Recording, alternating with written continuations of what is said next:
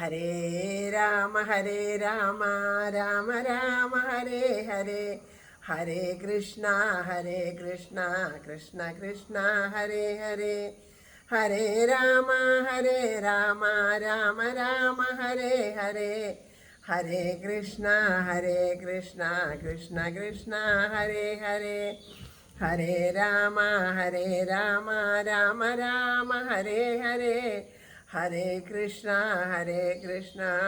കൃഷ്ണ കൃഷ്ണ ഹരേ ഹരേ. സർവത്ര ഗോവിന്ദനാമ സങ്കീർത്തനം, ഗോവിന്ദ ഗോവിന്ദ. ശ്രീഹരയേ നമ. ഹരേ ഗുരുവായൂരപ്പ ശരണം. നാരായണാഖില ഗുരു ഭഗവൻ നമസ്തേ. ജയ് ജയ് ശ്രീ രാധേശ്യാം രാധേശ്യാം. എല്ലാ സജ്ജനങ്ങൾക്കും വിനീത നമസ്കാരം. ഭഗവാന്റെ അപാരമായ കൃപാകടാക്ഷം കൊണ്ട് സത്സംഗത്തിലിരിക്കാനായിട്ട് സാധിച്ചു. ഇന്നും ലൈവ് വരണം എന്നാണ് ആഗ്രഹിച്ചത്. പക്ഷെ കുറച്ചും കൂടിയും കാര്യങ്ങൾ ഇവിടെ ശരിയാവാനുണ്ട്. ഇന്നത്തോടു കൂടിയിട്ട് അത് ശരിയാവുമെന്ന് വിചാരിക്കുന്നു. അതുകൊണ്ടാണ് ഇന്ന് ലൈവ് വരാഞ്ഞത്. നാളെ മുതൽ ലൈവ് വരാം എന്ന് ആഗ്രഹിക്കുകയാണ്. ഗുരുവായൂരപ്പൻ തീരുമാനിക്കട്ടെ. ഇന്നലെ ലൈവ് വന്നു, ഇന്നത് ശരിയാവും എന്ന് വിചാരിച്ചതാണ്. പക്ഷേ ചെറിയൊരു കണക്ഷൻ പ്രോബ്ലം കൂടി ഉണ്ട്. നാളെ തൊട്ടിട്ട് ലൈവ് വരാനായിട്ട് സാധിക്കട്ടെ എന്ന് പ്രാർത്ഥിക്കുന്നു. ഒരുപാട് പേരെന്നോട് പറഞ്ഞു ലൈവ് വരുമ്പോൾ നേരത്തെ പറയണേ എന്നുള്ളത്. ഞാൻ ഇന്നലെ ഒന്ന് നോക്കിയതാണ് ശരിയാവും എന്നുള്ളതേ. അപ്പം ഇന്ന് കൂടി ഇങ്ങനെ അത് കഴിഞ്ഞാൽ നമുക്ക് ലൈവ് വരാനായിട്ട് പരമാവധി ലൈവിൽ വരാൻ നോക്കാം. സർവത്ര ഗോവിന്ദനാമ സങ്കീർത്തനം, ഗോവിന്ദ ഗോവിന്ദ. ശ്രീഹരയേ നമ. ഹരേ ഗുരുവായൂരപ്പ ശരണം. അക്രൂരര് വൃന്ദാവനത്തിലേക്ക് എത്തി. വ്രജത്തിൽ നിന്ന് രാമകൃഷ്ണന്മാരെ ധനുര്യാഗത്തിന് വേണ്ടിയിട്ട് കംസന്റെ നിയോഗപ്രകാരം മധുരയ്ക്ക് കൊണ്ടുപോകാനായിട്ട് വന്നു. ആ രംഗങ്ങളാണ് നമ്മളിപ്പോൾ ശ്രീകൃഷ്ണ കഥാമൃതത്തിലൂടെ കണ്ടുകൊണ്ടിരിക്കുന്നത്.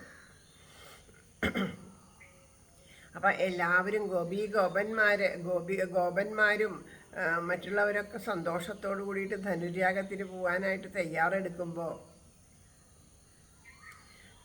ഗോപികമാർക്ക് മാത്രം വല്ലാത്ത സങ്കടമാണ്. ഭഗവാനെ പിരിഞ്ഞ് 3 ദിവസം ഇരിക്കാൻ സാധിക്കുമോ എന്നുള്ള സങ്കടം. ചില ഗോപികമാർക്ക് ഇനിതാ മധുര കണ്ടവൻ തിരിച്ചു വരുമോ, മധുരയിൽ തന്നെ നിൽക്കുമോ, ഞങ്ങളുടെ അടുത്തേക്ക് വരാതിരിക്കുമോ, ഞങ്ങൾക്ക് എന്നേക്കുമായിട്ട് കൃഷ്ണനെ നഷ്ടപ്പെടുമോ എന്നൊക്കെയുള്ള സങ്കടം.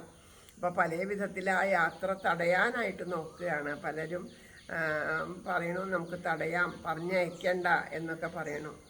അപ്പോൾ രാധാറാണി പറയണു അങ്ങനെയല്ല, നമ്മളെ സ്നേഹിക്കുന്നവരുടെ സന്തോഷമാണ് നമ്മുടെ സന്തോഷം. അതല്ലേ യഥാർത്ഥ സ്നേഹം. അവർക്ക് അത് സന്തോഷമാണെന്നുണ്ടെങ്കിൽ അവർ സന്തോഷിക്കട്ടെ. അവർക്ക് സന്തോഷിക്കാനുള്ളതൊക്കെ നമ്മുടെ കൂടെ തന്നെ ഇങ്ങനെ നിർത്തുക സ്വാർത്ഥതയല്ലേ അത്. അതല്ലല്ലോ വേണ്ടത്. നമുക്ക് ഇഷ്ടമുള്ള ഒരു സന്തോഷമായിട്ട് ഇരിക്കണ കാണുമ്പോഴാണ് നമ്മൾ സന്തോഷിക്കേണ്ടത്. അതാണ് യഥാർത്ഥ സ്നേഹം. മറ്റതെല്ലാം സ്വാർത്ഥ താല്പര്യമാണ്. എല്ലാവരെയും ഒരുപോലെ സ്നേഹിക്കാനായിട്ട് സാധിക്കുക എന്നുള്ളതാണ് ഏറ്റവും വലിയ ഈശ്വര കാരുണ്യം. അതാണ് ഏറ്റവും വലിയ ഈശ്വര പ്രേമം. അപ്പോൾ അവിടെ പോട്ടെ, നമുക്ക് പ്രിയപ്പെട്ട നമ്മുടെ കൃഷ്ണന് സന്തോഷമാണ്. പോണത് വെച്ചാൽ പോകട്ടെ എന്ന് രാധാറാണി എല്ലാവരെയും സമാധാനിപ്പിക്കുന്നു. എന്നിട്ടും ആ ഗോപികമാർക്ക് സങ്കടം, വിരഹം സഹിക്കാൻ പറ്റണില്ല. അവർ ഉറക്കെ ഭഗവാനോട് പ്രാർത്ഥിക്കുന്നു. അനന്ത കല്യാണ ഗുണാഭിരാമ മുകുന്ദ ഗോവിന്ദ മഹാനുഭാവ, മനസ്സുഴന്നീടിന ഗോപിമാരെ മറന്നിടായികൊള്ളിൽ മനോഹരാംഗ. അങ്ങനെ ഉറക്കെ പ്രാർത്ഥിക്കുകയാണ് അവർ. അങ്ങനെയുള്ള ആ ഭാഗമാണ് ഇന്നലെ പാരായണം ചെയ്ത് സമർപ്പിച്ചത്. ബാക്കി ഭാഗങ്ങൾ നമുക്ക് ഇന്ന് നോക്കാം. ഗോപീജനങ്ങളീ വണ്ണം പലതും ചൊല്ലി നിൽക്കവേ തേതളിപ്പാൻ പുറപ്പെട്ടാൻ അക്രൂരൻ മെല്ലെ മെല്ലവേ. അപ്പോൾ ബാക്കിയുള്ള കാളവണ്ടികളും കാര്യങ്ങളൊക്കെ അതാ മുന്നിലിങ്ങനെ പോകണ്ട്. അപ്പോൾ ഇതാ ഈ രഥം പിന്നിലുണ്ട്. അപ്പോൾ ആ രഥത്തിൽ ബാക്കിയൊക്കെ പുറപ്പെട്ട് ഓരോന്നോരോന്ന് പോയി കഴിഞ്ഞു. ഇനി ഇതാ ഈ രഥമാണ് പുറപ്പെടേണ്ടത്. അപ്പോൾ ഇതാ രഥം പതുക്കെ ആ രഥം തേര് തെളിക്കാനായിട്ട് ഇതാ ആ ക്രൂരര് പതുക്കെ ആ രഥത്തിനെ മുന്നോട്ട് നീക്കാൻ തുടങ്ങുകയാണ്. കൃഷ്ണനൊന്നരുളി ചെയ്തു കേൾക്കുവാനുള്ളിലെത്രയും വെമ്പിയേ നിൽക്കും അവർ തൻ വിലാപം കേട്ടു കേശവൻ. ശ്രീതാമാദികളഞ്ചാറുപേരെ മെല്ലെ വിളിച്ചുടൻ ഓതിനാൻ ഈ വിധം ചൊൽവൻ കണ്ണീരൊപ്പുന്ന നിങ്ങളെ കാണാൻ വയ്യായികയാലീ ഞാൻ നേരിട്ടങ്ങണയായികയാം. ഗോപിയും കൃഷ്ണനും തമ്മിലുള്ളത് അച്ഛേദ്യബന്ധനം. ഇതെന്നും ഉള്ളിലുണ്ടായാൽ അതേ മതി ജയിച്ചു ഞാൻ. വൃന്ദാവനം മറക്കില്ല മുകുന്ദനൊരു കാലവും. അപ്പോൾ അദ്ദേഹം കണ്ണൻ ആ കരയുന്ന ഗോപികമാരുടെ അടുത്തേക്കൊന്നും പോവാതെ കണ്ട് ശ്രീതാമാവിനെ വിളിച്ചിട്ട് പറഞ്ഞു, ഒന്ന് ചെന്ന് പറയണം, കണ്ണ് നിറഞ്ഞ് ആ വിരഹ ദുഃഖത്തിൽ നിൽക്കണം. നിങ്ങളെ കാണാൻ വയ്യാത്തത് കൊണ്ടാണ് ഞാൻ നേരെ വന്ന് നിങ്ങളോട് പറയാഞ്ഞത്. എനിക്കറിയാം, ഞാൻ വന്ന് യാത്ര പറഞ്ഞാൽ നിങ്ങൾക്കൊക്കെ സങ്കടമാവും, എന്നെ പറഞ്ഞയക്കാൻ നിങ്ങൾക്കൊക്കെ വിഷമാവും. അതെനിക്ക് നന്നായി അറിയാം. അതുകൊണ്ടാണ് ഞാൻ നിങ്ങളുടെ അടുത്തേക്കൊന്നും വരാതിരുന്നത്. ഗോപികമാരെ, നിങ്ങളോട് ഈ കൃഷ്ണനുള്ള ആ ബന്ധമുണ്ടല്ലോ, അതൊരിക്കലും ആർക്കും വിച്ഛേദിക്കാൻ പറ്റില്ല. അത്രയും ദൃഢമായ ബന്ധമാണ്. അത് എന്നും ഉള്ളിലുണ്ടായാൽ അത് മതി. നിങ്ങളുടെ ഉള്ളിലും ആ സ്നേഹം എന്നും ഉണ്ടാവണം. അപ്പം ഞാൻ ജയിച്ചു എന്നതാ ഭഗവാൻ പറയണു. ഞാൻ ഒരിക്കലും ഈ വൃന്ദാവനം മറക്കില്ല എന്നതാ ഭഗവാൻ പറയണു. സത്യമാണിത് സന്തോഷിച്ചവരും വിശ്വസിക്കണം. സഖിമാരത്രയും നിങ്ങൾ നിർബന്ധിച്ചുര ചെയ്യുകിൽ വേണ്ടെന്നു വയ്ക്കും ഈ യാത്ര സംശയിക്കേണ്ട ലേശവും. ധനുര്യാഗമഹോത്സവം കാൺമാനല്ല ഞാൻ പോവതോർക്കണം. അടിയന്തരമായുണ്ട് ചില കാര്യങ്ങൾ ചെയ്യുവാൻ. അതെല്ലാം ആവതും വേഗം ചെയ്തു തീർത്തു മടങ്ങിടും. പറയണു, നിങ്ങൾ അത്രയ്ക്ക് ദുഃഖത്തോട് കൂടിയിട്ട് നിങ്ങളെല്ലാവരും വന്നിട്ട് പറയാം, കണ്ണാ പോവല്ലേ എന്ന് പറഞ്ഞാൽ ഞാനൊരിക്കലും പോവില്ല അവിടുന്ന്. സത്യമാണ്. നിങ്ങൾക്ക് അത്രയും നിർബന്ധമാണ് ഞാൻ പോകരുതെന്ന് വെച്ചാൽ ഞാൻ പോകണ്ടെന്ന് വയ്ക്കാം. പിന്നെ നിങ്ങൾ വിചാരിക്കുന്നുണ്ടാവും ഞാൻ ധനുര്യാഗ മഹോത്സവമൊക്കെ കണ്ട് സന്തോഷിക്കാനാണ് പോണേന്ന്. ഒരിക്കലും അങ്ങനെയല്ല കേട്ടോ. അവിടെ ചെന്നിട്ട് എനിക്ക് കുറച്ച് കാര്യങ്ങൾ ചെയ്യാനുണ്ട്, അതിന് വേണ്ടിയിട്ടാണ് പോണത്. അല്ലെങ്കിൽ ഒരിക്കലും ഞാൻ നിങ്ങളെ ഒന്നും പിരിഞ്ഞു പോവില്ല. അതൊക്കെ കഴിഞ്ഞിട്ട് ഞാൻ നിങ്ങളുടെ അടുത്തേക്ക് വരാം എന്നതാ കണ്ണൻ പറയണു. ഇത്രയും ചൊല്ലി മിത്രങ്ങളുടൻ തന്നെ മടങ്ങവേ ഗോപീ ഹൃദയപത്മങ്ങൾ മെത്ത പോലെ വിരിച്ചതിൽ മണിത്തേരിലിരുന്നേറെ വിളങ്ങി വിശ്വവന്ദിതൻ. അക്രൂരൻ വിട്ട തേരിൻ്റെ പിന്നിലായി കാളവണ്ടികൾ നീങ്ങിത്തുടങ്ങി വണ്ടിക്കാരുടെ കോലാഹലത്തോടും. അങ്ങനെ ആ ഗോപന്മാര് അങ്ങനെയൊക്കെ പറഞ്ഞ് ആ ഗോപികമാര് അവിടെ ചെന്ന് സുധാമാവൊക്കെ ചെന്ന് സമാധാനിപ്പിച്ച് തിരിച്ചു വന്ന് വണ്ടിയിൽ കയറിയപ്പോൾ പിന്നെ ഭഗവാന്റെ ഇരിപ്പിടം എവിടെയാണ്? ആ രഥത്തിലായിരുന്നില്ല. എവിടെയായിരുന്നു? ഗോപീ ഹൃദയ പത്മങ്ങൾ മെത്ത പോലെ വിരിച്ചതിൽ, ആ പൂമെത്ത പോലെയുള്ള ആ ഗോപികമാരുടെ ഹൃദയപത്മത്തിലാണ് ഭഗവാൻ ഇരുന്നത്. അത് കഴിഞ്ഞതാ അക്രൂരൻ്റെ കുറേ കാളവണ്ടികൾ മുന്നിലായിട്ട് പോയി. അക്രൂരൻ്റെ തേര് നീങ്ങിത്തുടങ്ങി. അതിൻ്റെ പിന്നാലെ ധാരാളം കാളവണ്ടികൾ വേറെയുണ്ട്. അപ്പം മുന്നിലും പിന്നിലും നടുക്കായിട്ടാണ് ഈ രഥം പോണത്. അപ്പം രഥം നീങ്ങിത്തുടങ്ങി. കൊടിയാണാതെയായി തേരിൻ പൊടിയും നിന്നു പാതയിൽ. അത്രയും നേരം അവിടെ തന്നെ നിന്നു കൃഷ്ണൈക ചിത്തകൾ. അണുപോലും അനങ്ങാതെ നിന്നാൾ ചിത്രങ്ങൾ പോലവേ. അങ്ങനെ ആ രഥം പോയി, കാളവണ്ടികൾ പോയി, ആ പൊടിയൊക്കെ പറത്തിക്കൊണ്ട് പോയി. അത് കഴിഞ്ഞ് പൊടിയും പോയി, അന്തരീക്ഷമൊക്കെ ശാന്തമായി എന്ന് പറഞ്ഞാൽ വളരെയധികം സമയം പിന്നീടും എല്ലാം മറന്നിട്ടുതാ ആ ഗോപികമാര് ആ വഴിയരികിൽ തന്നെ ആ ഭഗവാൻ പോയ വഴിയെ നോക്കിക്കൊണ്ട് അവിടെ നിൽക്കുകയാണ്.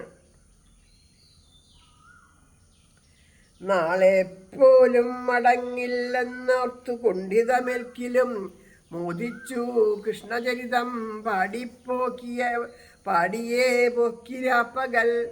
ഇപ്പോൾ ഈ നാളെ കഴിഞ്ഞ് മറ്റന്നാളാണ് കൃഷ്ണൻ വരാം എന്ന് പറഞ്ഞിരിക്കണേ. അത്രയും സമയം അവരെന്ത് ചെയ്തു? അവരിതാ സന്തോഷത്തോടു കൂടിയിരുന്നു. കൃഷ്ണൻ പോയപ്പോൾ എങ്ങനെയാണ് സന്തോഷത്തോടു കൂടി അവിടെ ഇരുന്നത്? കൃഷ്ണചരിതം പാടിയേ പോക്കിരാപ്പകൽ. ആ കൃഷ്ണൻ്റെ ഓരോരോ ലീലകളെ പാടിക്കൊണ്ട് ആ കൃഷ്ണനിൽ മനസ്സ് നിറഞ്ഞുകൊണ്ട് ആ ഭഗവാൻ ഇരുന്നത് അവരുടെ ഹൃദയ പത്മത്തിലാണ്. ആ ഉള്ളിലുള്ള ഈശ്വരനെ എപ്പോഴും കൂടെ ഉണ്ട് എന്നുള്ള ആ അനുഭവം ഉണ്ടായി അവർക്ക്. എങ്ങനെ? കൃഷ്ണൻ്റെ കഥകൾ പറഞ്ഞ് കൃഷ്ണൻ്റെ പാട്ടുകൾ പാടി നാമം ജപിച്ചുകൊണ്ടുതാ ശ്രീകൃഷ്ണ ഗോവിന്ദ മുകുന്ദ എന്നുള്ള ആ നാമങ്ങൾ അങ്ങനെ ഇതാ പാടിക്കൊണ്ട് അവർ ഇതാ രാത്രിയും പകലുമൊക്കെ കഴിച്ചുകൂട്ടി. അക്രൂരനോ രാമകൃഷ്ണന്മാരുടെ മഹാശയൻ വളഞ്ഞ വഴിയിൽ കൂടി ചെന്നെത്തി യമുനാതടം. അക്രൂരൻ അപ്പം എന്ത് ചെയ്തു?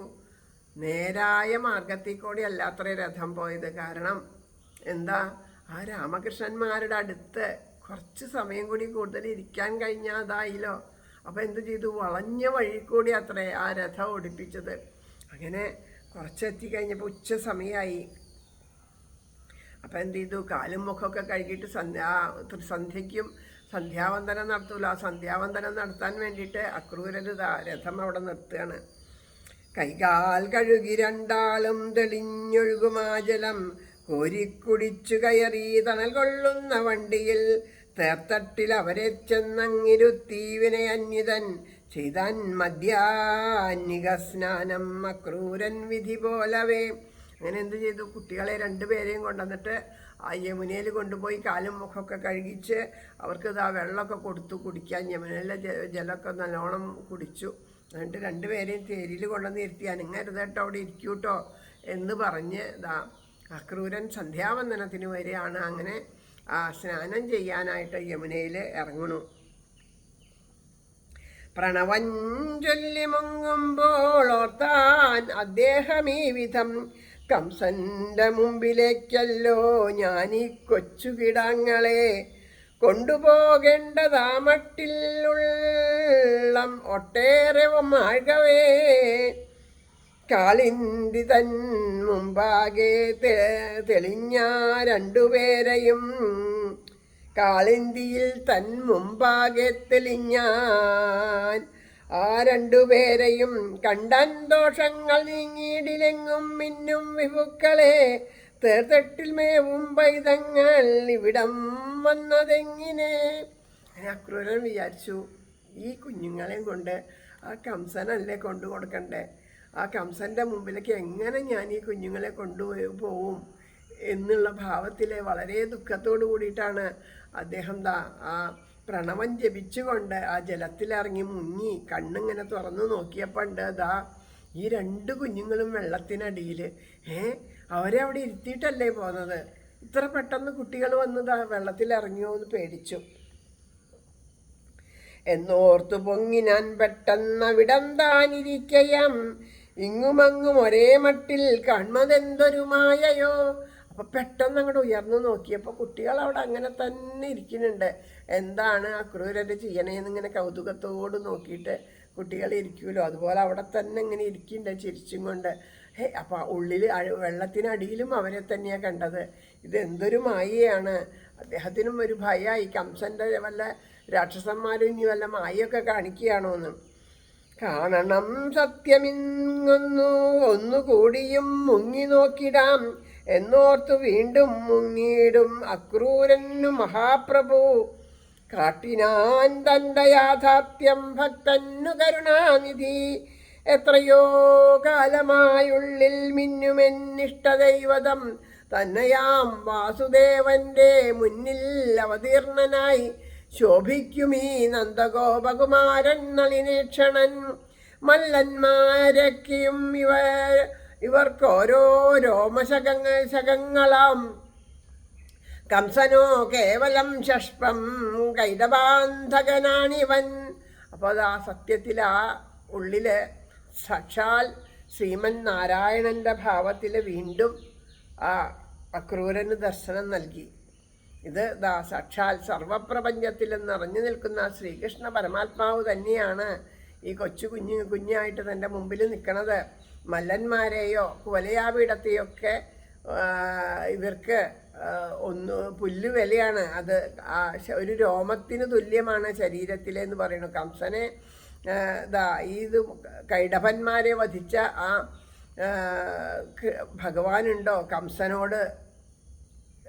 കംസനെ തോൽപ്പിക്കാനായിട്ട് ഇത്രയും വലിയ ബുദ്ധിമുട്ട്. അപ്പം അതൊക്കെ ആ സത്യമൊക്കെ ഭഗവാൻ അക്രൂരർക്ക് മനസ്സിലാക്കി കൊടുത്തു.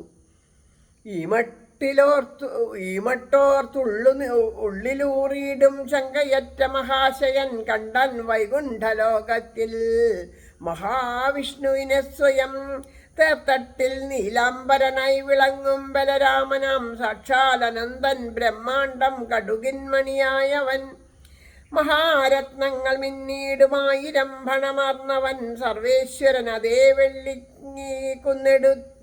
കുന്നെതിർപ്പെട്ടുമെത്തയിൽ കിടന്നിടുകയാണിന്ദ്രനീലോപമ മനോഹരൻ. ശംഖചക്ര ഗദാപത്മവിഭൂഷിതകരാംബുജൻ. പിന്നെ ആ സാക്ഷാൽ മഹാവിഷ്ണുവിൻ്റെ രൂപത്തിലെ ശ്രീമൻ നാരായണൻ്റെ രൂപത്തിലെ ആ ശേഷശായിയായിട്ട് കിടക്കുന്നത് കാണിച്ചു കൊടുത്തു അദ്ദേഹത്തിന്. കോടാനുകോടി ബ്രഹ്മാണ്ടം വെറും സങ്കല്പശക്തിയാൽ പാലിച്ചു പോരും ആനന്ദം ശ്രീമുഖത്തുയലുന്നവൻ ബ്രഹ്മരുദ്രാദിയിൽ തൃക്കൺകടാക്ഷമരുളുന്നവൻ ദേവർഷി മുതലായോ തൻ ഭക്തി കൊണ്ടലിയുന്നവൻ മരീചി കശ്യപൻ മുമ്പായവതൻ പൂജയൽക്കുവോൻ പേർപുണ്ട പുണ്യവാൻമാതൻ കീർത്തനാദികൾ കേൾക്കുവോൻ ഈ മഹാപ്രഭുവൻ കൃഷ്ണൻ തന്നെയെന്നോർത്തുറച്ചുടൻ. ആശ്ചര്യമാർന്ന ക്രൂരൻ പരമാനന്ദവിഹ്വലൻ.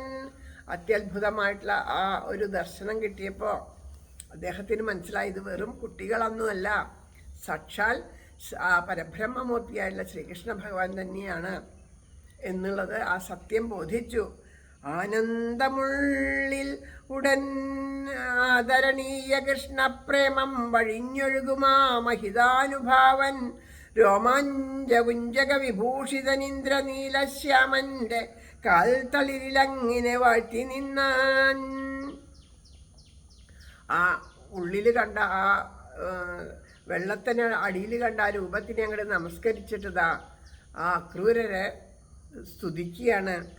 നമസ്കരിച്ചിടുന്നേ ഞാൻ നന്ദഗോപകുമാരക നീയേ വിശ്വവിധാതാവിൻ പ്രഭവസ്ഥാനമച്യുത പഞ്ചഭൂതമഹങ്കാരമിന്ദ്രിയം വിഷയങ്ങളും മഹത്വാദിയും നാനാവിധമാം നിൻ പ്രകാശനം ജീവന്മാരന്തരാത്മാവിൻ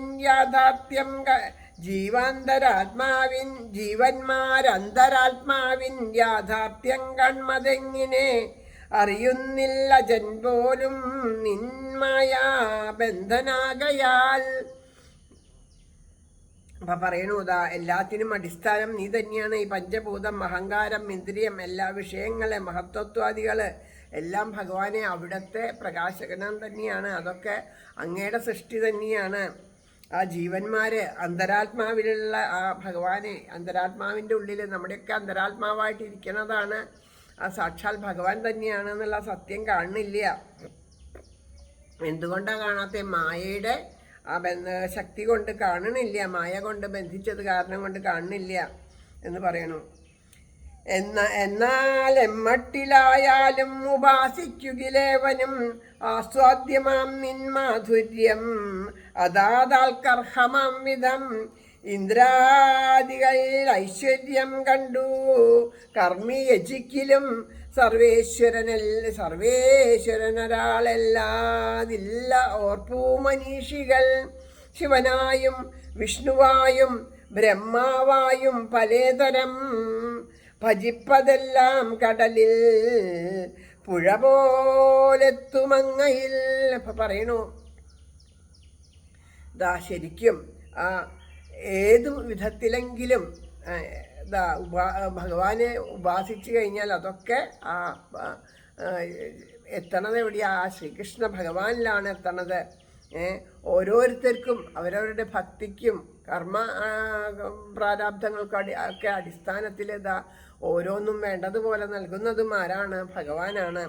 അപ്പോൾ ആ ഇന്ദ്രാദികളിൽ പോലുള്ളവരുടെ ഐശ്വര്യമൊക്കെ കണ്ടിട്ട് അവരെ പൂജ ചെയ്യുകയാണെങ്കിലും എല്ലാം ഒന്നു തന്നെയാണെന്ന് മുനീന്ദ്രന്മാരൊക്കെ അങ്ങനെയുള്ളവർ വിചാരിക്കുന്നത് സർവ്വതും ഒന്ന് തന്നെയാണ്, പല കാര്യത്തിന് വേണ്ടി പല രൂപത്തിൽ പ്രകടമായതാണെന്ന് വിചാരിക്കുന്നു. ശിവനായിട്ട്, വിഷ്ണുവായിട്ട്, ബ്രഹ്മാവായിട്ട്, അങ്ങനെ ഏത് ഭാവത്തിൽ ഭജിച്ചാലും എങ്ങനെയാണോ പുഴകളൊക്കെ ഒഴുകി കടലിൽ ചെന്ന് ചേരണത്, അതുപോലെ എല്ലാം ആ ശ്രീകൃഷ്ണ പരമാത്മാവിലേക്കാണ് എത്തുന്നത്. സർവദേവ നമസ്കാരം കേശവം പ്രതിഗച്ഛതി. എല്ലാം ഭഗവാനിലേക്ക് തന്നെയാണ് ചെന്നെത്തണത്. സാക്ഷാൽ ശ്രീകൃഷ്ണ പരമാത്മാവിലേക്കാണ് എത്തണത് എന്ന് പറയുന്നു.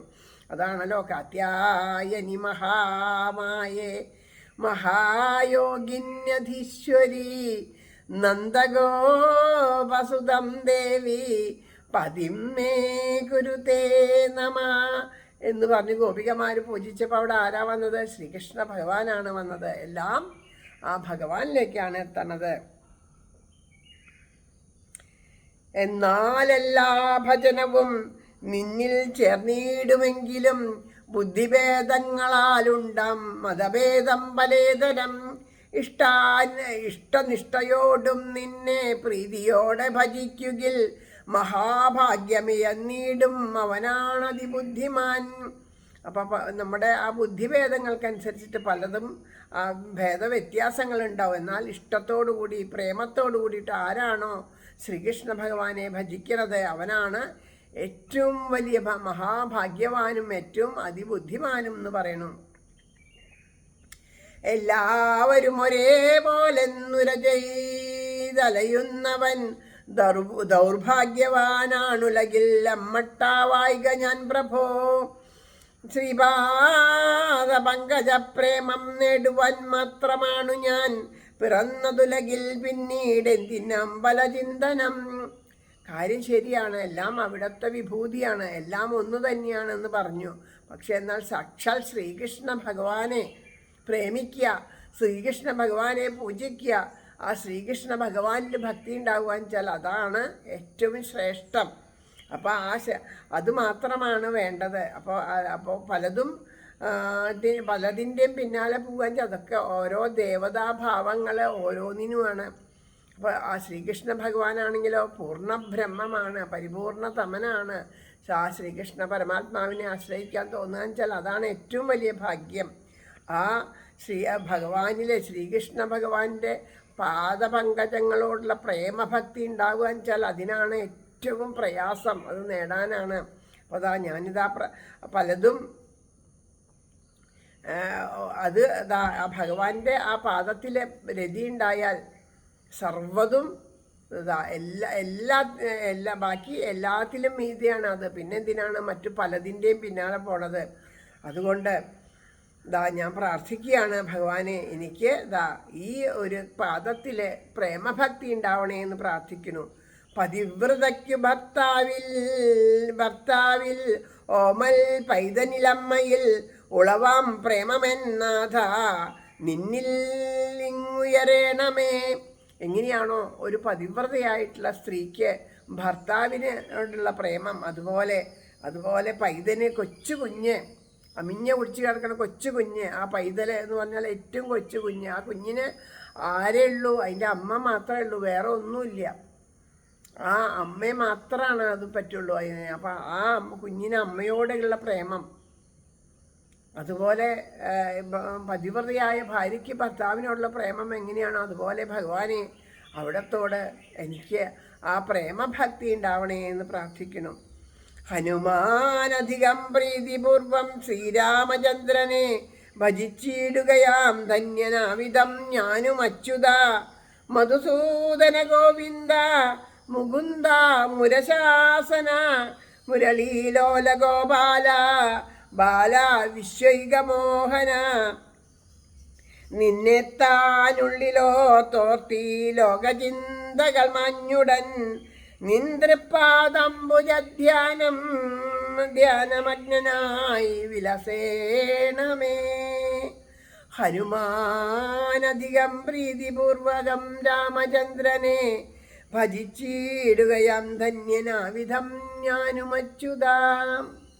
ശ്രീകൃഷ്ണനിൽ താവക ഭക്തി പോലെ ശ്രീരാമനിൽ താവക ഭക്തി പോലെ ശ്രീകൃഷ്ണ ഭക്തിക്കടിയന്തൊഴുന്നേൻ. ശ്രീരാമ ഭക്തോത്തമ ആഞ്ജനേയ ശ്രീരാമദൂത തുണയേകിടേണം. ശ്രീരാമനിൽ താവക ഭക്തി പോലെ ശ്രീകൃഷ്ണ ഭക്തിക്കടിയന്തൊഴുന്നേൻ. അപ്പോൾ ആ ഹനുമാനെ ഏറ്റവും പ്രീതി ശ്രീരാമചന്ദ്രപ്രഭുവിനോടാണ്. ആ ശ്രീരാമചന്ദ്രപ്രഭുവിനും മീതെ അദ്ദേഹത്തിന് ഒന്നുമില്ല. സാക്ഷാൽ ശ്രീകൃഷ്ണ സാക്ഷാൽ പരബ്രഹ്മമൂർത്തി ശ്രീകൃഷ്ണ പരമാത്മാവ് ഭൂമിയിൽ വന്ന് അവതരിച്ചു. രാമനും കൃഷ്ണനും ഒക്കെ ഒന്നു തന്നെയാണ്. ഭഗവാന്റെ മറ്റൊരു ഭാവമാണ് ശ്രീരാമാവതാരം. അതും പൂർണ്ണാവതാരമാണ്, പരിപൂർണ അവതാരമാണ് ശ്രീരാമാവതാരം. പരിപൂർണതമ അവതാരമാണ് ശ്രീകൃഷ്ണ അവതാരം. രണ്ടും ഒരേപോലെയാണ്. അപ്പോൾ ശ്രീകൃഷ്ണ ഭഗവാൻ വിളിക്കണു എന്ന് പറഞ്ഞാൽ ഒരു പക്ഷേ ഹനുമാൻ സ്വാമി ചൊല്ലില്ല, ഏതാണ് ശ്രീകൃഷ്ണൻ, എൻ്റെ പ്രഭു ശ്രീരാമചന്ദ്രനാണ് എന്ന് പറയും. ആ ശ്രീരാമചന്ദ്ര പ്രഭുവിനെ തന്നെയാണ് ആഗ്രഹം. ആ തുളസീദാസർ പറഞ്ഞതുപോലെ ഹനുമാൻ സ്വാമിയുടെ ഒരു അംശമാണ് തുളസീദാസർ എന്നൊക്കെ പറയും. തുളസീദാസർ പറഞ്ഞതുപോലെ എനിക്ക് രാമനിലാണ് പ്രേമം. കൃഷ്ണൻ രാധാകൃഷ്ണ സ്വരൂപത്തിൽ പ്രത്യക്ഷം നൽകി വൃന്ദാവനത്തിൽ വെച്ച്. അപ്പോൾ പറഞ്ഞു എനിക്ക് അങ്ങയുടെ ആ രാമരൂപത്തിലാണ് പരമപ്രേമുള്ളത് എന്ന് പറഞ്ഞു. അപ്പോൾ തന്നെ ഭഗവാൻ ആ രാമനായിട്ടും മുന്നിൽ ദർശനം നൽകി എന്ന് പറയുന്നു. അതുപോലെ ഹനുമാൻ സ്വാമിക്ക് രാമഭാവമാണ്. അപ്പോൾ ഇവിടെ പറയണു എനിക്ക് ഈ കൃഷ്ണഭാവമാണ് വേണ്ടത്. അതുകൊണ്ട് ഭഗവാനെ ഭജിച്ചിടുകയാം ഞാനാവിധം, ഭജിച്ചിടുകയാം ധന്യനാവിധം ഞാനും. അപ്പം ഞാനും എനിക്കും അങ്ങനെ വേണമെന്ന് ആഗ്രഹമുണ്ട്. അത്രയും ഭക്തി ഉണ്ടാവണമെന്ന്. അച്യുത ച്യുതിയില്ലാത്തവനെന്ന് വിളിക്കണു. മധുസൂദന ഗോവിന്ദ മുകുന്ദ മുരശാസന മുരളീലോല ഗോപാല ബാല വിശ്വൈകമോഹന. അപ്പം പറയണു നമ്മുടെ മധുസൂദനൻ അല്ലേ, ആ ഭഗവാൻ ഓരോരുത്തരുടെയും മധുസൂദനൻ ആരാ? മധുസൂദനൻ എന്ന് വെച്ചാൽ വണ്ട് എന്നൊരർത്ഥമുണ്ട് അല്ലേ. ആ വണ്ടിനെന്താ പണി? ഇത് ഓരോ പൂവിലും ചെന്നിട്ട് ആ പൂവിൽ നിന്നുള്ള തേന് മാത്രം ഊറ്റിയെടുക്കുക, മധുരമുള്ള തേന്. അതുപോലെ ഭഗവാനെ എൻ്റെ ഉള്ളിൽ ആ എൻ്റെ ഉള്ളിലുള്ള പ്രേമത്തിനെ സ്വീകരിക്കണേ ഗോവിന്ദ. ആ പ്രേമം ഉണ്ടാവണമെങ്കിൽ എന്ത് വേണം? ഭഗവാനിലേക്ക് നമ്മുടെ മനസ്സ് ഉയരണം വേണ്ടേ? അപ്പോൾ ഗോവിന്ദനാരാ? നമ്മുടെ മനസ്സിനെയൊക്കെ ഉയർത്തി ആ പരമപ്രേമത്തിലേക്ക് എത്തിക്കുകയാണ് ചെയ്യണത്. അപ്പം എങ്ങനെയാണോ ആ ഗോപികമാരുടെ ഉള്ളിലുള്ള എല്ലാ കളങ്കങ്ങളെയൊക്കെ തീർത്ത് അവരുടെ ആ അഹംഭാവങ്ങളും അവരുടെ ദേഹാഭിമാനമൊക്കെ കളഞ്ഞ് അവരെ ഉയർത്തിയത്, അതുപോലെ ഗോവിന്ദ എന്നെയും ഉയർത്തണം. അങ്ങനെ ഉയർത്തിക്കഴിഞ്ഞിട്ട് മുകുന്ദ മുരശാസന. ആ മുകുന്ദൻ എന്ന് വെച്ചിട്ടുണ്ടെങ്കിൽ ആനന്ദം, നമ്മുടെ ഉള്ളിലൊക്കെ ആനന്ദം നൽകണ ആള് മുകുന്ദൻ.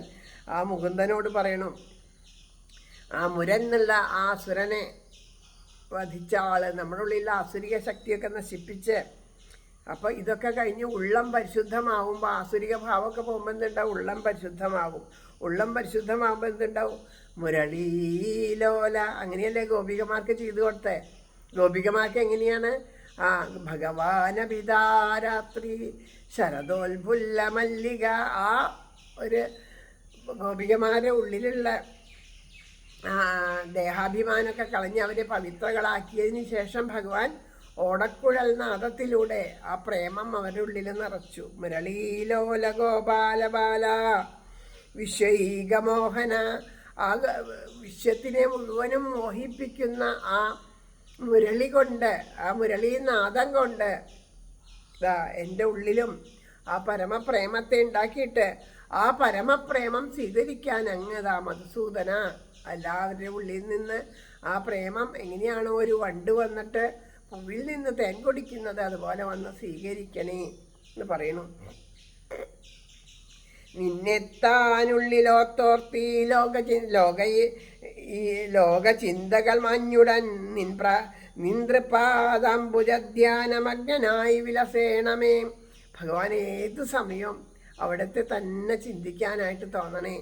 അവിടുത്തെ ആ ചിന്തകളിൽ മാത്രം മനസ്സ് നിറഞ്ഞിട്ട് ബാക്കിയെല്ലാം വിട്ടിട്ട് അവിടുത്തെ പാദത്തെ പൂജിക്കാനായിട്ട് എന്നെ അനുഗ്രഹിക്കണേ എന്ന് പ്രാർത്ഥിക്കണം. വേദശാസ്ത്രപുരാണങ്ങൾ കൊണ്ടു വാക്കിന്നഗോചരൻ നിർഗുണൻ നീ വിളങ്ങായി വതോത്ത് പാവങ്ങൾ വാഴവേ പലേ രൂപം ധരിച്ചമ്പാ നിറങ്ങിത്തന്നെ ജീവനെ കാത്തുരക്ഷിപ്പു നീ കൃഷ്ണ കമലായതലോചന. വാക്കുകളെ കൊണ്ട്, വേദങ്ങൾ കൊണ്ടും ശാസ്ത്രങ്ങളെ കൊണ്ടും പുരാണങ്ങളെ കൊണ്ടും ഒന്നും വാക്കുകളെ കൊണ്ടൊന്നും പറയാനായിട്ട് സാധിക്കില്ല. വാക്കുകൾക്കൊന്നും കാണിച്ചു കൊടുക്കാൻ സാധിക്കില്ല. അപ്പം അങ്ങനെയുള്ള ആ അവിടുത്തെ ആ മഹത്വം അങ്ങനെ പറയാൻ പറ്റില്ല. അപ്പം സാധാരണക്കാർ ആ ഈശ്വര പ്രേമത്തിന് വേണ്ടി കൊതിക്കുമ്പോൾ എന്ത് ചെയ്യും? പലേ രൂപം ധരിച്ചമ്പാർന്ന് ഇങ്ങനെ അവിരാസീത് അത് അവതരിക്കണു. ഇങ്ങനെ വന്നിട്ട് ആ ജീവനെ കാത്തു രക്ഷിക്കാനായിട്ട് ഭഗവാനെ അവിടെ നിന്ന് മാത്രമല്ലോ ശ്രീകൃഷ്ണ ഭഗവാനെ എന്ന് പറയണു. അനുഗ്രഹിപ്പാൻ ഈ വണ്ണം അവിടൊന്നു പലേതരം അവതാരങ്ങൾ കൈക്കൊണ്ടു വിലസിയിടുകിലും പ്രഭോ അത്യന്ത പാപ സംസ്കാരം ഉൾപ്പിങ്ങിയിടുക കാരണം നിന്മായയിങ്കൽ മോഹിപ്പൂവരും പ്രാകൃതനായവൻ. പല വിധത്തിൽ നമ്മുടെ മുമ്പിൽ വന്ന് നമ്മളെ ഓരോരോ സമയത്തും നമ്മുടെ ജീവിതത്തിൽ ആലോചിച്ച് നോക്കൂ. ഓരോ ഘട്ടങ്ങൾ ആപത്ഘട്ടങ്ങളിൽ വരുമ്പോൾ ഓരോ ഭാവത്തിൽ നമ്മളുടെ അടുത്ത് രക്ഷയായിട്ട് വരുന്നത് ഈശ്വരൻ്റെ കാരുണ്യം തന്നെയാണ്.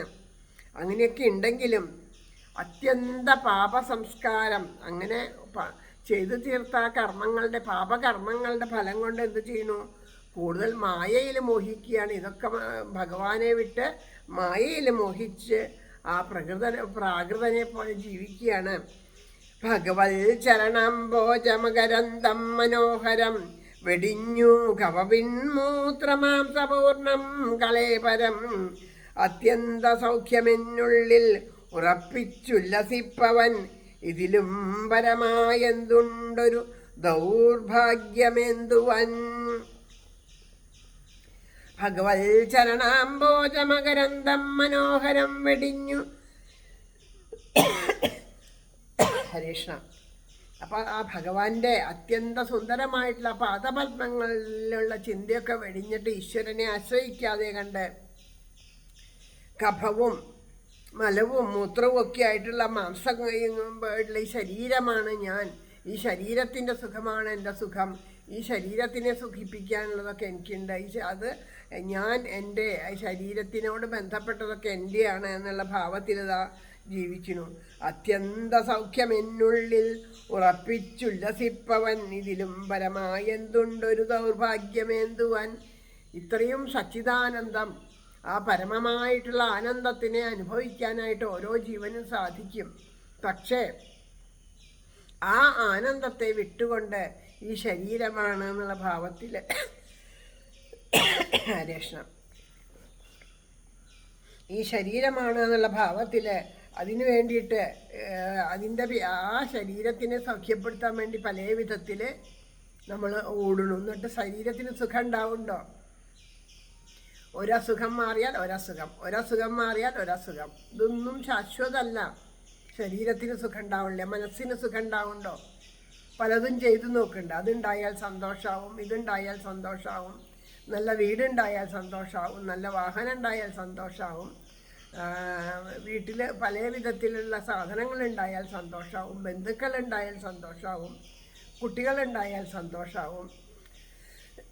അങ്ങനെ ഈ സന്തോഷത്തിന് വേണ്ടിയിട്ട്, അതായത് സന്തോഷം എന്ന് വെച്ചാൽ ഉണ്ടാവണില്ല എന്ന് പറയണില്ല, കുറേ രണ്ട് ദുഃഖത്തിനിടയ്ക്ക് ഒരു സന്തോഷം ഉണ്ടാവണില്ല എന്നൊന്നും പറയണില്ല, സന്തോഷം ഉണ്ടാവണുണ്ട്. അതെങ്ങനെയുള്ള സന്തോഷമാണ് ഉണ്ടാവണേ? രണ്ട് ദുഃഖത്തിനിടയ്ക്ക് ഒരു സന്തോഷം, അത്രയേ ഉള്ളൂ. അത് നമുക്ക് തോന്നുന്നു ആ ദുഃഖമാണ് ഏറ്റവും കൂടുതൽ, അതിനിടയിലാണ് കഷ്ടപ്പെട്ട് വരുമ്പോൾ നമുക്ക് തോന്നുന്നു ഇത് സന്തോഷമാണെന്ന് നമുക്ക് തോന്നുകയാണ്.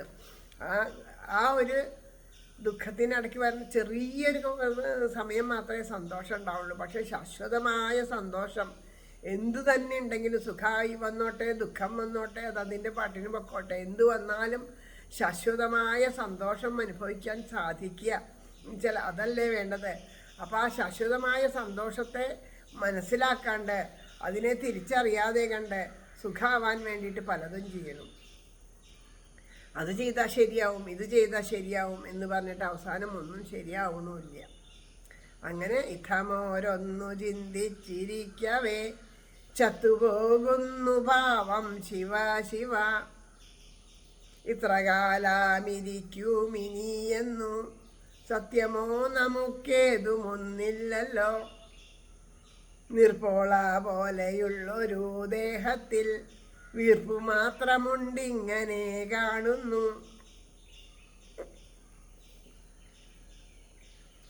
ഓർത്തറിയാതെ പാടുപെടും നേരം നേർത്തു പോകുവാതെന്നേ പറയോ. എപ്പോൾ വേണമെങ്കിലും ആ പോള പൊട്ടാം, ഏത് നിമിഷം വേണമെങ്കിലും.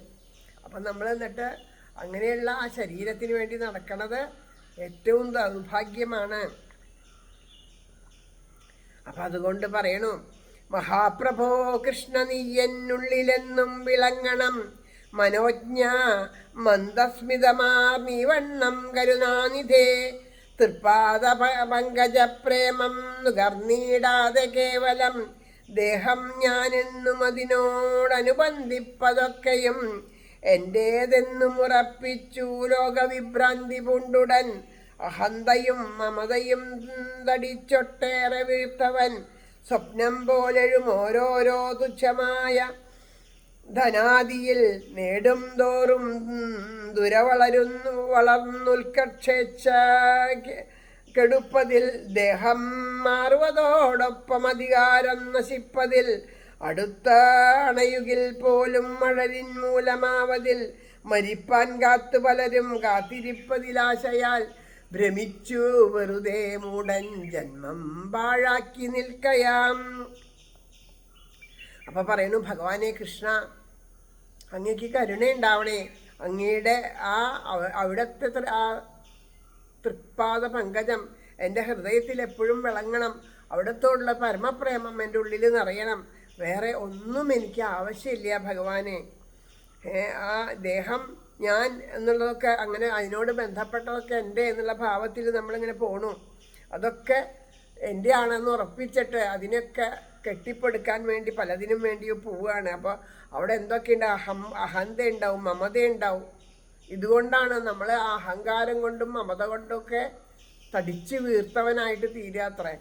അങ്ങനെ പിന്നെതാ ഇപ്പം സുഖം തരണത് നാളെ ദുഃഖം തരണം. അങ്ങനെ സ്വപ്നം കണ്ട സ്വപ്നത്തിൽ നമ്മളിതാ ഒരു രാജാവായിട്ടൊക്കെ ഇരുന്ന്, അല്ലെങ്കിൽ ആ ഒരു ഭാവത്തിൽ ഇപ്പോൾ ഓരോരുത്തരുടെയും മനസ്സിൽ എന്താണോ ആഗ്രഹം ആ ഭാവത്തിൽ സ്വപ്നം ഇങ്ങനെ കാണുകയാണ്.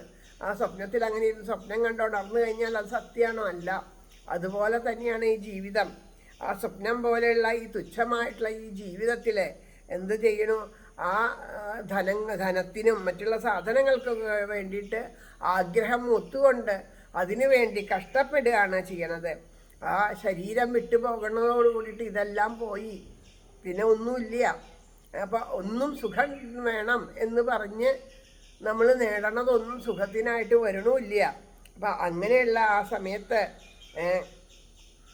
മരിക്കാൻ കിടക്കണ സമയത്ത് പോലും ആശ കൈവിടാണ്ടിരിക്കുകയാണ്. ആ സമയത്ത് പോലും ആഗ്രഹങ്ങൾ ബാക്കി നിൽക്കുകയാണ്. അങ്ങനെ ഒരു ജന്മം പാഴാക്കി കളയണു.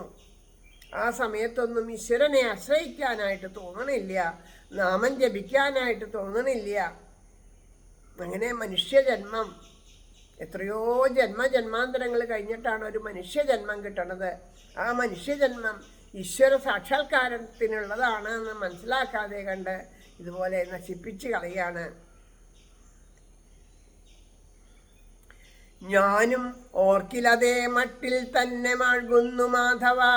ദേഹം, ഗൃഹം, ഭാര്യ, മക്കൾ, പണം, പൈക്കൽ തുടർന്നതിൽ സ്വപ്നതുല്യമിതെല്ലാം എന്നറിഞ്ഞാലും മഹാപ്രഭോ തെല്ലും സാനുഭവത്തിങ്കൽ വരുന്നില്ലെന്തു ചെയ്തിടും. ഇത് നമ്മുടെ എല്ലാവരുടെയും ചോദ്യമാണ്, നമ്മുടെ എല്ലാവരുടെയും ചോദ്യം ഭഗവാനോടുള്ളത്. ഞാനും അങ്ങനെ തന്നെയാണ് കണ്ണ. എൻ്റെ വീട്, ശരീരം, ഭാര്യ, മക്കള്, പണം, പശുക്കള്, സമ്പത്ത്, സൗന്ദര്യം പലതും ആലോചിച്ചിട്ട് ഞാനും ഇതൊന്നുമല്ല വേണ്ടത്. ഈശ്വരൻ മറ്റുള്ള അറിവില്ലാണ്ട് ചെയ്യണവരുടെ കാര്യം പോട്ടെ, നമുക്കെന്താ അറിവുണ്ടെന്നാണ് ഭാവം. ഇതൊക്കെ സ്വപ്നതുല്യാണ്, എപ്പോൾ വേണമെങ്കിലും നശിച്ചു പോവാമെന്ന് പറയണമുണ്ട്, അതുള്ളിൽ ബോധമുണ്ട്. എന്നിട്ടും അത് അനുഭവത്തിൽ വരണില്ല. ഇതിനൊന്നും വിടാൻ പറ്റണില്ല. ഭഗവാനെ എന്താ ഞാൻ ചെയ്യേണ്ടതെന്ന് ചോദിക്കണം. അത്രയും എന്താ പറയുക, ഒരു നിവർത്തിയില്ലാണ്ട് ഭഗവാനോട് പറയാ, ഏതെല്ലാം എനിക്കിതിനെ ഒരു പരിഹാരം കാണാൻ സാധിക്കണില്ല. എങ്ങനെയാണ് ഞാൻ ചെയ്യേണ്ടത്? എനിക്കിതൊക്കെ മനസ്സിലാവുന്നുണ്ട് പറയണത്, പക്ഷേ അനുഭവത്തിൽ വരുത്താൻ സാധിക്കണില്ലല്ലോ കണ്ണ. നാഥാ നിന്ദ്രിപദാംഭോജ സൗഭാഗ്യാദികളോർക്കവേ അതാരായാൾ അയാളെന്തുര ചെയ്വതീ വിധമൊരായിരം ദുരാഗ്രഹങ്ങളും തുച്ഛമാം ജൽപ്പനങ്ങളും വന്നവ ബാധിച്ചെന്നുള്ളം വിക്ഷിപ്തമാകയാം.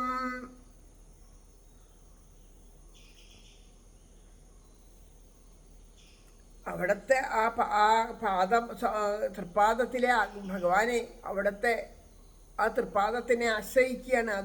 അതാണ് വേണ്ടത്. പക്ഷെ എൻ്റെ ഉള്ളിൽ ദുരാഗ്രഹങ്ങൾ, തുച്ഛമായിട്ടുള്ള കാര്യങ്ങളൊക്കെ പറഞ്ഞിട്ട് നമ്മളതിന് 100 ന്യായം പറയും.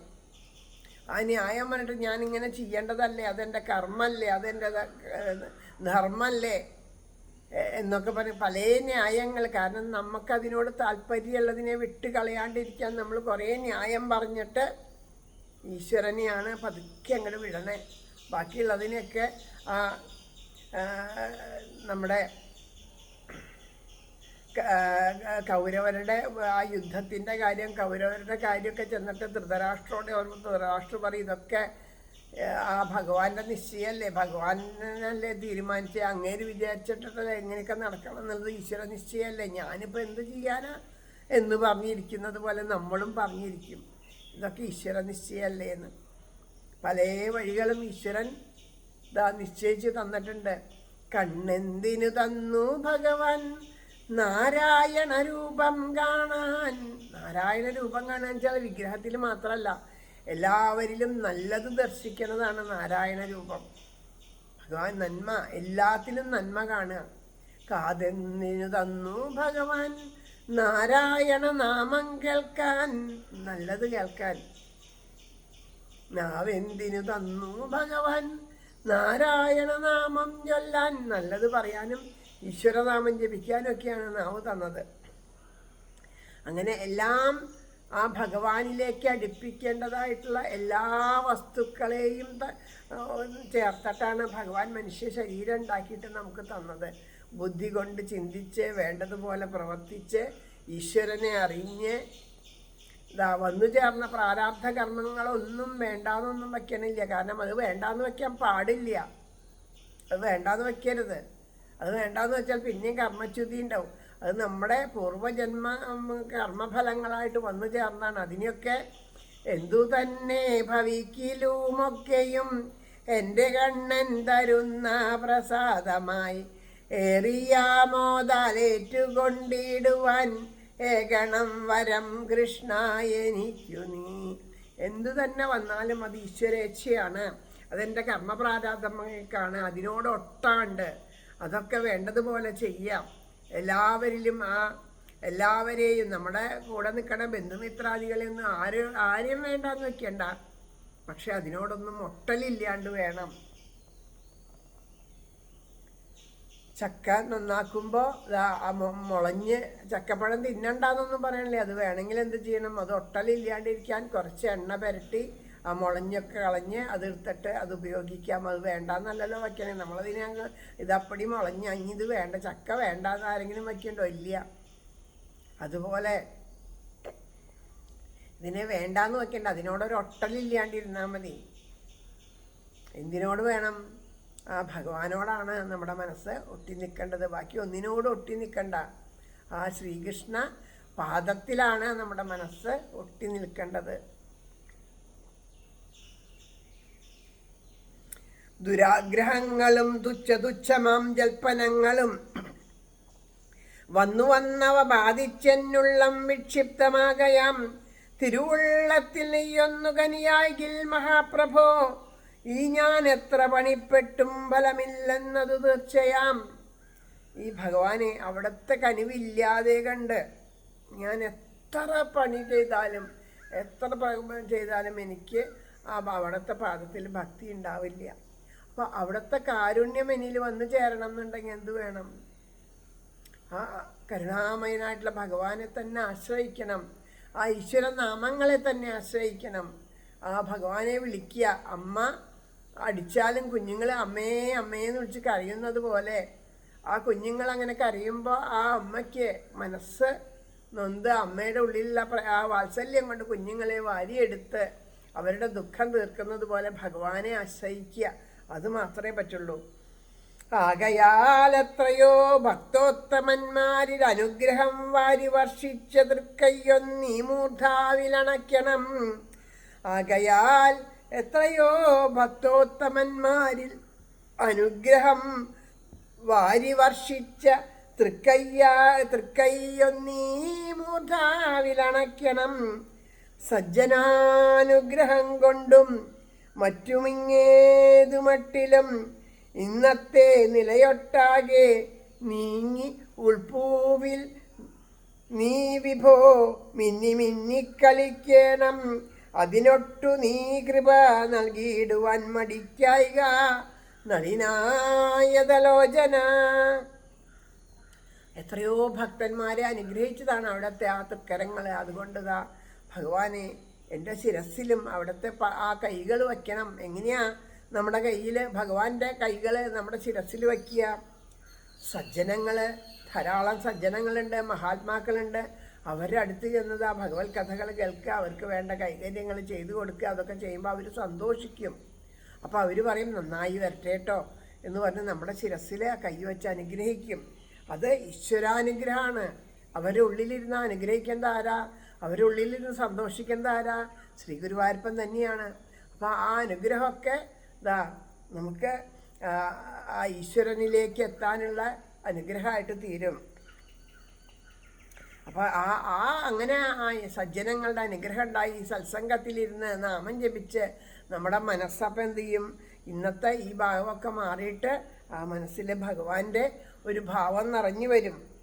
അതാണ് പറയുന്നത്. അങ്ങനെ വരാനായിട്ട് അനുഗ്രഹിക്കണേ, സജ്ജന സംസർഗം ഉണ്ടാവണേ, നല്ലവരുമായിട്ട് കൂട്ടുകൂടാൻ സാധിക്കണേ, ഭഗവാന്റെ കഥകൾ കേൾക്കാൻ പറ്റണേ, ഭാഗവതം കേൾക്കാൻ പറ്റണേ, നാമം ജപിക്കാൻ പറ്റണേ എന്നൊക്കെയാണ് അതൊക്കെയാണ് നമ്മളെ മാറ്റാൻ പറ്റുള്ളൂ. ബാക്കിയുള്ളത് കൊണ്ടൊന്നും സാധിക്കില്ല. ദേഹവും ഗൃഹവും പുഷ്ടിപ്പെടുത്താൻ മാത്രമൊഴിയിൽ കർമ്മം ചെയ്തേ ചാരിതാർത്ഥ്യം പൂണ്ടുമേവുകയന്നിയേ. നമ്മുടെ ശരീരവും നമ്മുടെ വീട് നമ്മുടെ ബന്ധുക്കൾ എന്നൊക്കെ പറഞ്ഞ് അതിനു വേണ്ടിയിട്ട് മാത്രം ജീവിക്കുകയാണ്. ആത്മപ്രകാശമരുളും നിന്തൃക്കാലാശ്രയിക്കുവാൻ തോന്നുന്നില്ല അത്രയും ബുദ്ധി വിപരീതത്തിലാകയാൽ. ആ ബുദ്ധി വേണ്ടതുപോലെ പ്രവർത്തിച്ചു എന്നുണ്ടെങ്കിൽ ആ ഈശ്വരനോട് പ്രേമം ഉണ്ടാവാണ്ടിരിക്കില്ല. ഒരു ജീവനും ഈശ്വരനോട് പ്രേമം ഉണ്ടാവാണ്ടിരിക്കില്ല. കാരണം എന്താ? ഒരിത്തിരി ചിന്തിച്ചാൽ മതി അല്ലേ? ഈ പ്രപഞ്ചത്തിൻ്റെ ഒരു നിലനിൽപ്പ് ഒരു ദിവസം പോലും തെറ്റാതെ ആ സൂര്യൻ വരണു അല്ലേ? സൂര്യൻ്റെ ആ ഗ്രഹണം, ഉദയം അസ്തമയം ഇതൊക്കെ തെറ്റുന്നുണ്ടോ? രാവും പകലും തെറ്റുന്നുണ്ടോ? മനുഷ്യൻ്റെ ശരീരത്തിൽ അല്ലേ? മനുഷ്യൻ്റെ ശരീരത്തിൽ എന്തെല്ലാം പ്രവർത്തനം നടക്കുന്നുണ്ട്, ഇതൊക്കെ നമ്മൾ അറിയണ്ടോ? ഞാൻ എന്ന് പറഞ്ഞ് നിൽക്കുന്നുണ്ട്. ഇതിൻ്റെ ഉള്ളിൽ എന്തെങ്കിലും ഒരു പ്രവർത്തനം തെറ്റിക്കഴിഞ്ഞാൽ ഈ ഞാനത് ശരിയാക്കാൻ പറ്റുമോ? എന്തെല്ലാം പ്രവർത്തനങ്ങളാണ് നടക്കണല്ലേ? ഒരു ചെറിയ തലച്ചോറിലേക്ക് കൊടുക്കണ ഒരു ചെറിയ ഞരമ്പിന് ചെറിയൊരു ക്ഷതം തെറ്റിയാൽ മതി, നമ്മളാകെ കോമയിൽ കിടക്കുന്ന പറയണേ. ഒരു ചെറിയ ഞരമ്പിന്, ബാക്കിയൊന്നും വേണ്ട. അത്രയും സൂക്ഷ്മമായ ആ ഞരമ്പ് ആ സിഗ്നലുകൾ എത്തിക്കാനായിട്ട് എന്തെല്ലാം വിധത്തിലുള്ള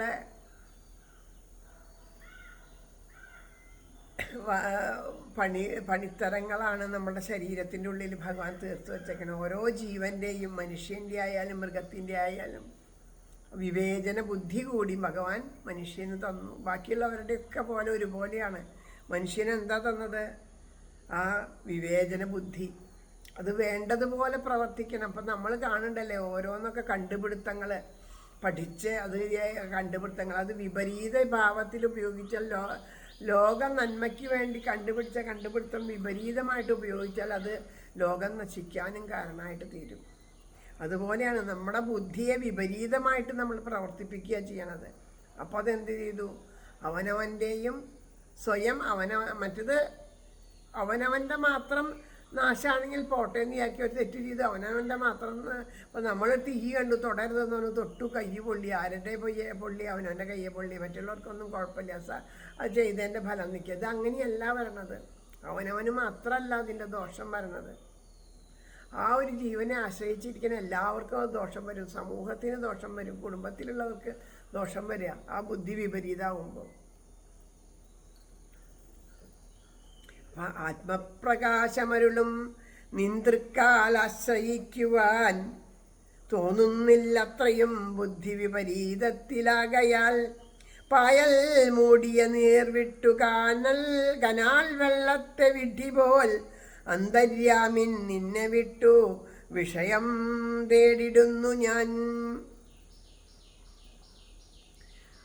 ആ പായൽ മൂടിക്കിടക്കുകയാണ്. നല്ല അതിൻ്റെ അടിയിൽ നല്ല തെളിനീരുണ്ട്, നല്ല ശുദ്ധമായ ജലമുണ്ട്. പക്ഷെ അത് നീക്കിക്കഴിഞ്ഞാൽ പരിശുദ്ധമായ ജലമുണ്ട്. അതിനെ വിട്ടിട്ട് ഈ അഴുക്ക് ചാലിലൂടെ ഉടനെ ആ വെള്ളത്തിനെ സ്വീകരിക്കുന്നത് പോലെ ഭഗവാനെ എൻ്റെ ഉള്ളിൽ എല്ലാവരുടെയും ഉള്ളിൽ ആത്മാവായിട്ടിരിക്കുന്ന ഭഗവാനെ വിട്ടിട്ട് പുറമേയുള്ള വിഷയസുഖം തേടിയിട്ട് സ്വയവും നശിക്കണു, മറ്റുള്ളവരെ നശിപ്പിക്കുകയാണ് ചെയ്യണത്.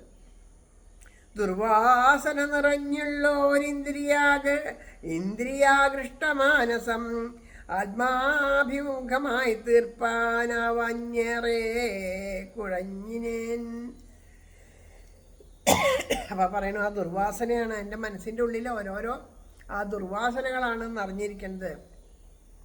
അതിനെ വിട്ടിട്ട് ആ ഭഗവാനോട് ഉള്ള ആ പ്രേമം ഭഗവാനോടാക്കി തീർക്കാനായിട്ട് എനിക്ക് സാധിക്കണില്ല. ഭഗവാനെ ആരാ പറയണത്? അക്രൂരരാണ് കേട്ടോ പറയണത്.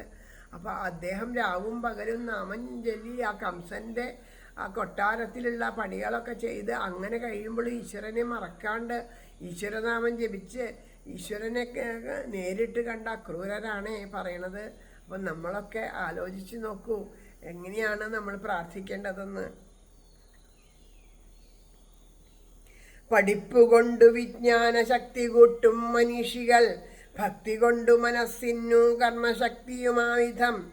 അറിവ് കൊണ്ട് പുരാണങ്ങളൊക്കെ പഠിച്ച് അറിവിന് ശക്തി കൂട്ടണം. അതുപോലെ തന്നെ ഭക്തി കൊണ്ട് ഈശ്വരനെ പൂജിച്ച് ഈശ്വരനാമങ്ങൾ ജപിച്ച് ഈശ്വര കഥകൾ കേട്ട് ഈശ്വര കഥകൾ പറഞ്ഞിട്ട് ആ ഭക്തി കൊണ്ട് മനസ്സിൻ്റെ ശക്തി, ആ കർമ്മത്തിന് ശക്തി ഉണ്ടാവും. കാരണം സൽക്കർമ്മങ്ങൾ ചെയ്യാൻ അപ്പോഴേ സാധിക്കുള്ളൂ.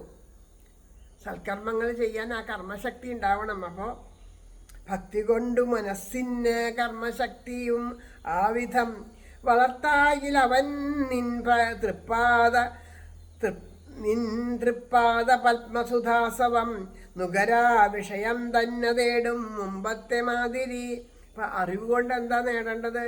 അറിവ് കൊണ്ട് കാര്യങ്ങളൊക്കെ അറിയുക, പഠിച്ച് അറിവുണ്ടാക്കുക. എത്രയോ മഹാത്മാക്കളെ വൃന്ദാവനത്തിലൊക്കെ പോയാൽ കാണാം.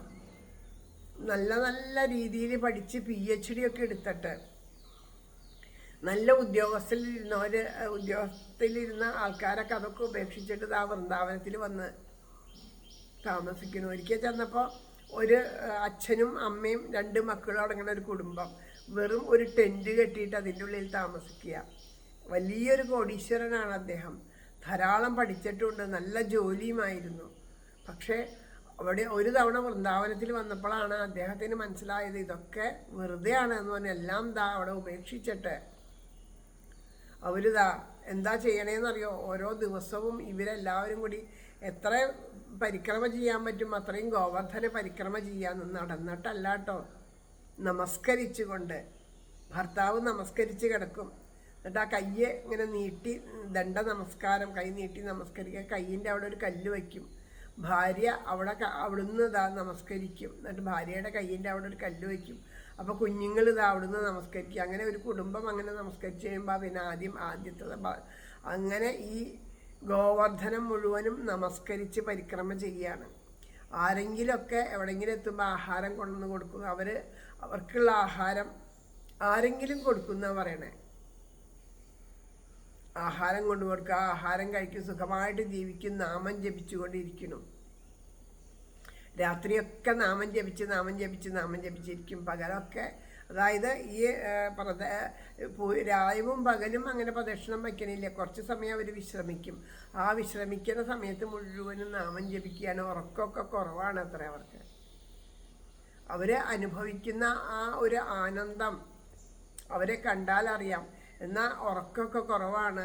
ഇതുപോലെ പരിശ്രമിക്കേണ്ട അവരെ കണ്ട ഒരു ക്ഷീണമോ ബുദ്ധിമുട്ടോ കുട്ടികൾക്ക് പോലും ഇല്ല എന്നുള്ളതാണ്. ഇതൊക്കെ പറയുമ്പോൾ വെറുതെ പറയാണ്, അന്ധവിശ്വാസമാണ് ഇതൊക്കെ, അങ്ങനെയൊക്കെ പറയണവരുണ്ടാവും.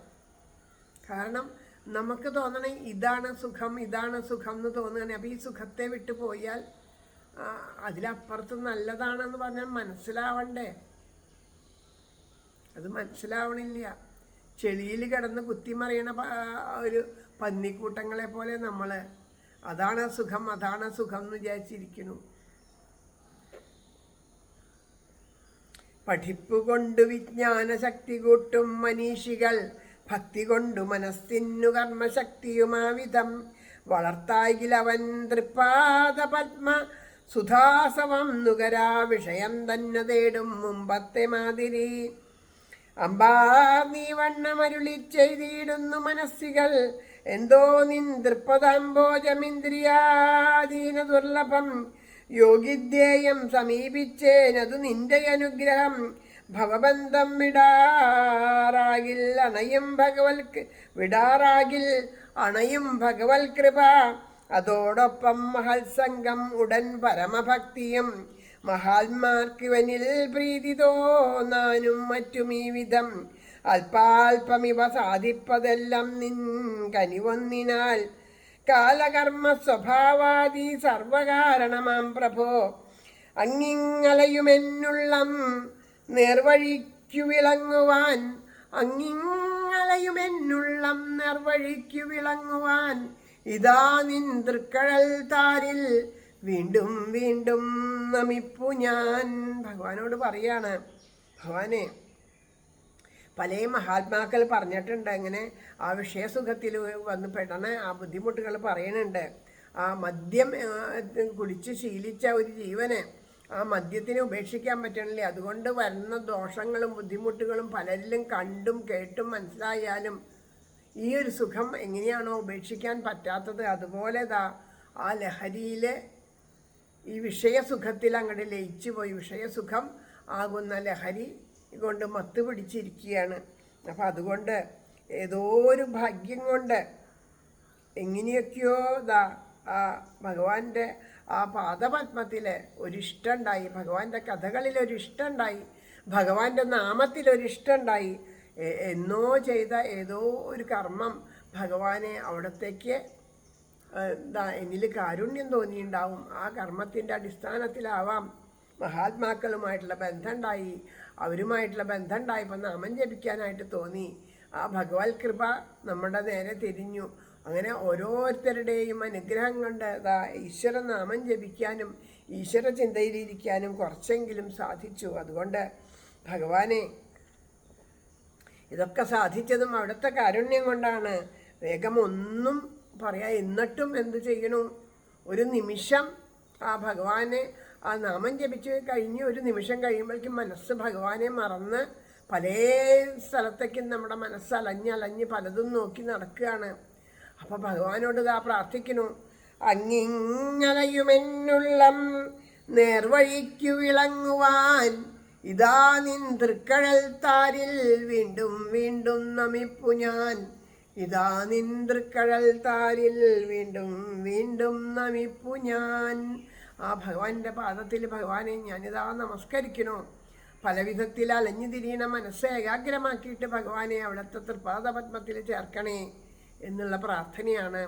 അക്രൂരരുടെ പ്രാർത്ഥന നമ്മുടെ ഓരോരുത്തരുടെയും പ്രാർത്ഥനയാണ്. നമ്മുടെ ഓരോരുത്തരുടെയും പ്രതിനിധിയായിട്ടാണ് അക്രൂരര് ഇവിടെ നിൽക്കണത്.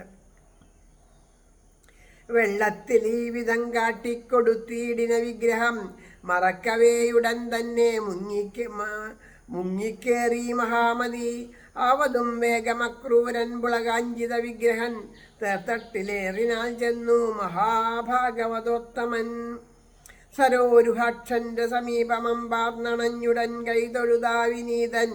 ചന്ദ്രോപമശ്രീമുഖം അല്പനേരം അലിഞ്ഞുകൊണ്ടങ്ങിനെ നോക്കി നിന്നാർ. സർവത്ര ഗോവിന്ദനാമ സങ്കീർത്തനം. ഗോവിന്ദ ഗോവിന്ദ. ഇങ്ങനെ ആ അത്യത്ഭുതമായിട്ടുള്ള ആ ഭഗവത് ദർശനം ലഭിച്ചിട്ട് നമസ്കരിച്ച് ആ വെള്ളത്തിൽ നിന്ന് കുളിച്ച് കയറി വന്ന് അവിടെ വന്ന് ആ രാമകൃഷ്ണന്മാരെ നോക്കിക്കൊണ്ട് ആ പരമപ്രേമത്തോടുകൂടി നോക്കിക്കൊണ്ട് അക്രൂരര് അത്യന്ത സുന്ദരമായിട്ടുള്ള കൃഷ്ണ ദർശനത്തിൽ ലയിച്ച് അവിടെ നിൽക്കുകയാണ്. ഈ ഭാഗം വരെ പാരായണം ചെയ്തെന്ന് സമർപ്പിക്കുകയാണ്. നമുക്കും എന്തെങ്കിലും ഇതിൽ നിന്ന് ചിന്തിക്കാനോ നമ്മൾക്ക് അല്പമെങ്കിലും നമ്മളുടെ ആ ഒരു ഈശ്വര പ്രേമത്തിലേക്ക് വഴി തിരിച്ചു വിടാനോ ഈ വാക്കുകൾ സഹായകമായിട്ടുണ്ടെങ്കിൽ അത് നേരത്തെ പറഞ്ഞതുപോലെ ആ ഭഗവാന്റെ കണ്ണൻ്റെ കാരുണ്യമാണ്, നാമജപത്തിൻ്റെ മഹത്വമാണ്. അപ്പം അതുകൊണ്ട് ഈശ്വരനിലേക്ക് കൂടുതൽ അടുക്കാൻ ഓരോരുത്തർക്കും സഹായിക്കട്ടെ, ഓരോരുത്തരും സാധിക്കട്ടെ എന്നത് ആത്മാർത്ഥമായിട്ട് പ്രാർത്ഥിക്കണം. നമ്മളെല്ലാവർക്കും വേണ്ടി പരസ്പരം കാരണം നമ്മളെല്ലാവരും പ്രാർത്ഥിക്കേണ്ടത് ലോകാ സമസ്ത സുഖിനോ ഭവന്തു എന്നാണ്. ലോകത്തിന് മുഴുവനും സുഖം ഉണ്ടാവണം എന്നുണ്ടെങ്കിൽ ഈശ്വര കൃപാ കടാക്ഷമാണ് വേണ്ടത്. അതിനെന്ത് വേണം? തിരുനാമ സങ്കീർത്തനം ജപിക്കണം. ഒരു വീട്ടിലിരുന്ന് നാമം ജപിച്ചാൽ ആ വീടിന് ഐശ്വര്യം ഉണ്ടാവുന്നത് പോലെ നാട്ടിലുള്ള ക്ഷേത്രത്തിലിരുന്ന് നാമം ജപിച്ചാൽ നാട്ടിൽ മുഴുവൻ ഐശ്വര്യം ഉണ്ടാവണമെന്നുള്ള പോലെ നമ്മൾ ലോകത്തിന് വേണ്ടിയിട്ട് ഓരോരുത്തരും. അപ്പോൾ അതിൻ്റെ കൂടെ നമ്മുടെ വീടും നാടും എല്ലാം ഒരുമിച്ച് എല്ലാം ഒരുപോലെ. വീട്ടിലിരുന്നാൽ വീട്ടിന് മാത്രമേ ഉള്ളൂ, നാട്ടിലെ വേണ്ടിയിട്ട് ക്ഷേത്രത്തിൽ അവിടെ മാത്രം. പക്ഷെ നമ്മളെന്താ എല്ലാവർക്കും വേണ്ടിയിട്ട് നാമം ജപിക്കണം, ലോകത്തിന് മുഴുവൻ വേണ്ടിയിട്ടെന്ന് പറയാം. അപ്പം ലോകത്തിന് മുഴുവൻ ആ നന്മ നിറയുമ്പോൾ നമ്മളുടെ ഗൃഹത്തിലും നാട്ടിലും ഒക്കെ നിറയണു, സർവ്വദിക്കിലും നിറയണു. അങ്ങനെ എല്ലാവരിലും ആ പരമപ്രേമം ഉണ്ടാവട്ടെ, എല്ലാവർക്കും വേണ്ടി നാമം ജപിക്കാൻ തോന്നിക്കട്ടെ എന്ന് പ്രാർത്ഥിച്ചുകൊണ്ട് ഈ വാക്കുകൾ ഇവിടെ സമർപ്പിക്കുകയാണ്. ആരോടുമുള്ളിൽ പകയെ ചിടാതെ, നേരായ മാർഗത്തെ വെടിഞ്ഞിടാതെ, രാഗാദിയിൽ പെട്ടു വലഞ്ഞിടാതെ, തീരേണമേ കൃഷ്ണമദീയ ജന്മം. ജയ ജയ് ശ്രീ രാധേശ്യാം.